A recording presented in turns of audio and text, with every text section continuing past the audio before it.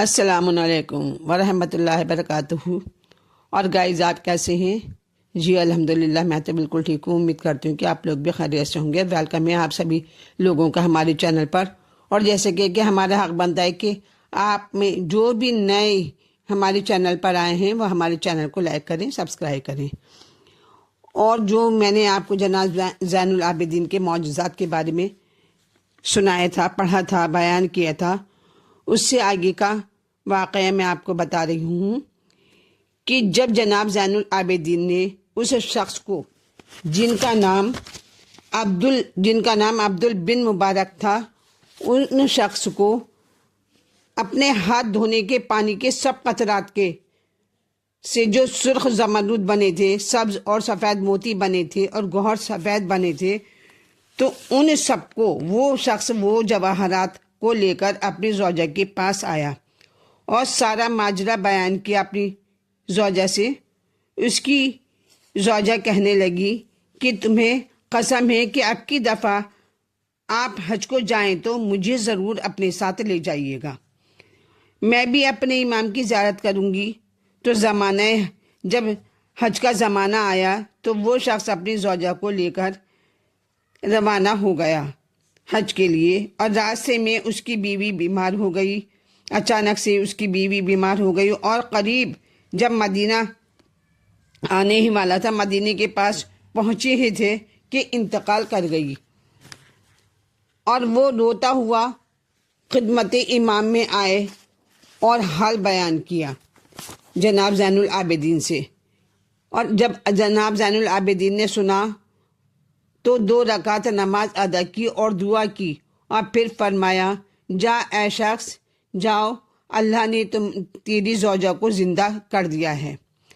تو اس نے آ کر اپنے خیمے میں دیکھا تو بیوی زندہ سلامت بیٹھی ہوئی ہیں۔ پھر اس نے پوچھا، تو کیوں کر زندہ ہوئی؟ کیسے زندہ ہوئی؟ مجھے اس کا بیان کرو۔ زوجہ نے کہا، جب ملک الموت نے میری روح قبض کر لی اور چاہا کہ پرواز کریں تو ناگہاں ایک بزرگ تشریف لائے اور اس نے شکل و صورت امام علیہ السلام کی بیان کی۔ وہ شخص بولا کہ یہی نقشہ میرے امام کا بھی ہے۔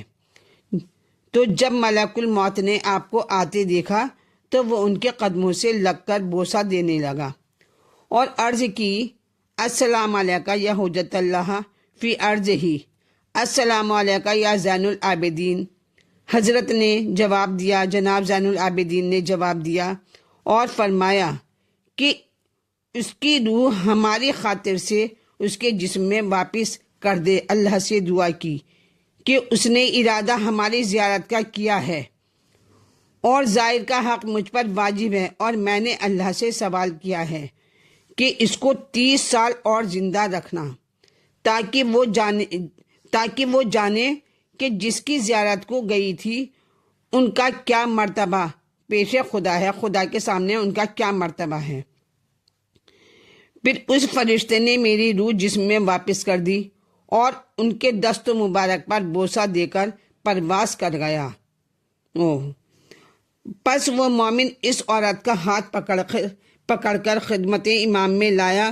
جو ہی اس کی نگاہ آپ پر پڑی تو دوڑ کر قدم اقدس پر گر پڑی اور پائے مبارک چوم کر کہا، ہاذا واللہ سیدی و مولایا، ہاذا واللہ احیاہی اللہ ببرکاتہ دعائی، یہی میرے سید مولا ہیں، انہی کی دعا سے اللہ نے مجھے زندگی بخشی ہے۔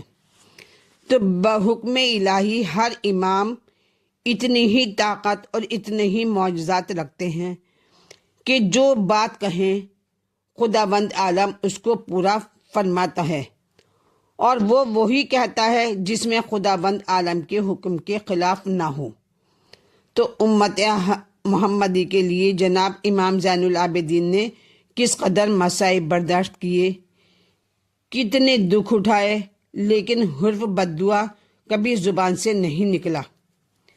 یہاں تک کہ سارے کنبے کی شہادت دیکھی، جوان بھائی کی میت دیکھی، شیر خوار کو بے سر دیکھا، لیکن سب سے بڑا ساتھ، سب سے بڑا دکھ اور سب سے بڑا غم ماں بہنوں کی بے دیدائی اور اسیری دیکھی، مگر سب برداشت کیا۔ اور جب خیموں میں آگ لگی اور تپ کی وجہ سے، گرمی کی وجہ سے، غش کی وجہ سے اور گرمی کی وجہ سے غش میں تھے امام سید سجاد، اور بخار اور پانی کی بندش کی وجہ سے غش پر غش آتے تھے۔ جب خیمے جلنے لگے تو شہزادی زینب نے آ کر کہا، بیٹا سید سجاد اٹھو، خیمے جل رہے ہیں، ہوشیار ہو جاؤ۔ اب بی بی امام زمانہ سے مسئلہ پوچھتی ہے، امام زمانہ جناب زین العابدین سے مسئلہ پوچھتی ہیں، سید سجاد تم اب امام زمانہ ہو، حکم دو ہم کیا کریں، ہم جل کر مر جائیں یا باہر نکلیں؟ تو امام تھے، ہوش آیا، اجازت دی، پھپھی اماں سب کو لے کر باہر نکلیے اور سب کی جانیں بچائیے، بیوی بچوں کو اور عورتوں کو، اور پھر امام زمانہ امام زین العابدین کو نکال کر میدان میں لائیں اور خیمے جل چکے تھے۔ بیویوں کے سر سے ردائیں چھینی گئیں اور بچوں کے تماچے لگے، بس سکینہ کے کان چیر کر گوہر اتارے گئے اور سید سجاد کو بھاری توق خاردار بیڑیاں پہنا دی گئیں۔ کیا بے کسی کا وقت تھا۔ جو بھی میرے چینل پر پہلی بار آئے، میرے چینل کو لائک کریں، سبسکرائب کریں۔